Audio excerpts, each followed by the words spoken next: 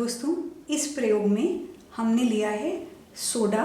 Soda होता है पानी जिसके अंदर कार्बन डाइऑक्साइड गैस घुली होती है, जिसके बुलबुले आपको यूं भी नज़र आ रहे हैं। ये आपको कोल्ड ड्रिंक्स में भी दिखाई देता है ऐसा, या फिर सोडे के नाम से भी, या सोडा नहीं हो तो आप पानी में थोड़ा सा खाने वाला सोडा, मीठा सोडा पाउडर और थोड़ा सिरका डाल के भी इस तरह से कार्बन डाइऑक्साइड के बुलबुले ले सकते हैं। तो अब सबसे पहले हम इस सोडे को, आप देख रहे हैं कितनी तेज़ी से इसमें गैस के बुलबुले ऊपर उठ रहे हैं जैसे मैं इसको खोल रही हूँ। अब जैसे ही मैं इसको खोलूँगी, खोलकर और अब मैं इसमें डालती हूँ तो अंदर काफ़ी सारी गैस है जो हमें उठती हुई नज़र भी आ रही है। तो अब इसके अंदर हम 1-2 मॉथ बॉल डालते हैं। मॉथ बॉल या नैफ्थलीन बॉल जो गर्म कपड़ों में डालने के लिए आती हैं वो डालते हैं, और साथ में हम यहाँ पे 1-2 किशमिश भी डाल रहे हैं।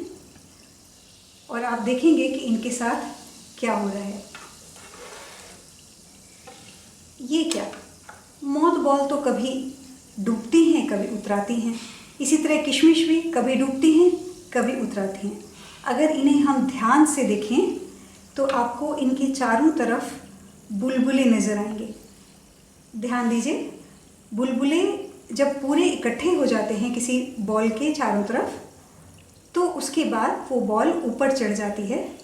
ऊपर सतह में आने पे वो बुलबुले, ये देखिए यहाँ पे किशमिश के साथ हुआ, ऊपर सतह पे बुलबुले फूट जाते हैं और फिर वो नीचे डूब जाती है। फिर बुलबुले इकट्ठे होने शुरू होते हैं, जब काफ़ी इकट्ठे हो जाते हैं सतह पर तब वो ऊपर उठती है। तो ये प्रक्रिया बार बार हो रही है। लेकिन सवाल ये उठता है कि इनका डूबने और उतराने से या तैरने से क्या संबंध है। तो देखिए, हमने कहा था कि जो भी वस्तु पानी में तैरती है उसकी रिलेटिव डेंसिटी या आपेक्षिक घनत्व पानी से कम होता है। तो ये जो एक वस्तु है जहाँ पे हम इस बॉल और बुलबुलों को इकट्ठा मान रहे हैं, इसका टोटल आपेक्षिक घनत्व या रिलेटिव डेंसिटी पानी से कम हो जाती है। क्यों? क्योंकि इसका आयतन या वॉल्यूम बढ़ जाता है। बुलबुलों ने इसके वॉल्यूम को बढ़ा दिया लेकिन वज़न ज़्यादा बढ़ा नहीं, तो डेंसिटी कम हो गई इसलिए, और पानी से भी कम हो गई इसलिए वो तैरने लगा। लेकिन ऊपर जब बुलबुले फूट गए और केवल बॉल बची, जो सॉलिड बचा, उसकी डेंसिटी पानी से ज़्यादा है या रिलेटिव डेंसिटी 1 से ज़्यादा है, तो वो नीचे डूबती है। कुल मिलाकर कोई वस्तु ऊपर तैर रही है तब जब पानी से उसकी रिलेटिव डेंसिटी कम है, यानी 1 से रिलेटिव डेंसिटी कम है, और नीचे तब बैठ रही है जब 1 से रिलेटिव डेंसिटी ज़्यादा है या पानी से उसकी डेंसिटी थोड़ी ज़्यादा है।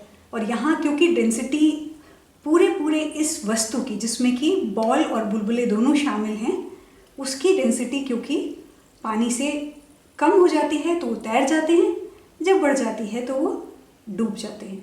तो इसीलिए हमें बार बार तैरना और डूबना नज़र आ रहा है। तो अभी हम इससे संबंधित 2-3 एक्सपेरिमेंट्स और करके देखेंगे। दोस्तों, हमारे पास कुछ काले चने हैं और अगर हम उन्हें पानी में डालते हैं तो वो नीचे डूब जाते हैं। साफ साफ पता लग रहा है कि उनकी डेंसिटी पानी से ज़्यादा है या रिलेटिव डेंसिटी 1 से ज़्यादा है। लेकिन इन्हीं चनों को अगर हम इकट्ठे एक थैली में डाल दें तो अभी आप देखिए कि ये थैली अब पानी में डूबती नहीं, तैरने लगती है ना। अजीब बात, मतलब ये है कि अब इसकी डेंसिटी का क्या हुआ, पर हमें दिख रहा है कि साथ में इसमें हवा भी भरी है। अगर हम इसमें थोड़ा और भार भी डाल दें, जैसे कि मान लीजिए मैं ये सिक्के भी डाल दूं, तो भी क्या ये नीचे जाती है? ये थोड़ी नीचे और गई, लेकिन फिर भी ये डूबने को तैयार नहीं है, क्योंकि ये जो हवा है इसके साथ, ये सारी की सारी हवा इसके इस पूरे के पूरी वस्तु के वजन को कम कर दे रही है। मतलब कहने का अर्थ ये है कि हवा का खुद भी बहुत थोड़ा वजन होगा, लेकिन पूरा आयतन बढ़ गया है। तो क्योंकि डेंसिटी या घनत्व होता है मास अपॉन वॉल्यूम या द्रव्यमान डिवाइडेड बाय आयतन, तो यहाँ पे आयतन तो बढ़ गया बहुत सारा हवा की वजह से, लेकिन मास या द्रव्यमान ज़्यादा नहीं बढ़ा।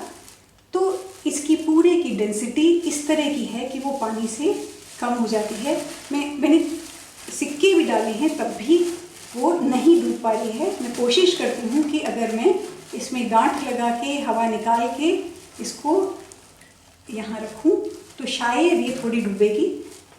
ये थोड़ी सी और डूब गई क्योंकि मैंने काफ़ी हवा निकाली।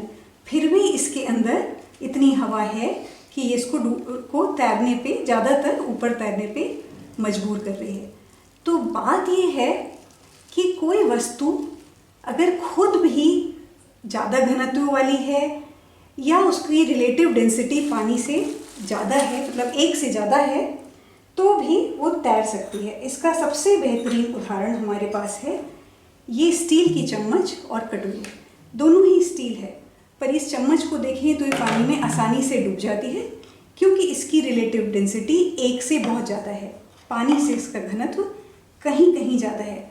लेकिन जैसे ही हमने इसकी एक कटोरी बना दी और इसको ऐसा आकार दे दिया, तो अब ये कटोरी स्टील की होने के बावजूद तैर पा रही है क्योंकि बहुत सारी हवा इस पूरे की पूरी वस्तु को ज़्यादा बड़ा आयतन दे रही है, जिसकी वजह से डेंसिटी या घनत्व, जो कि होता है मास अपॉन वॉल्यूम या द्रव्यमान बटा आयतन, वो घट गई है। इसकी पूरी इस वस्तु की डेंसिटी कम है और ये आराम से तैर पा रही है, जो कि सारी की सारी नावों या जहाज़ों में किया जाता है।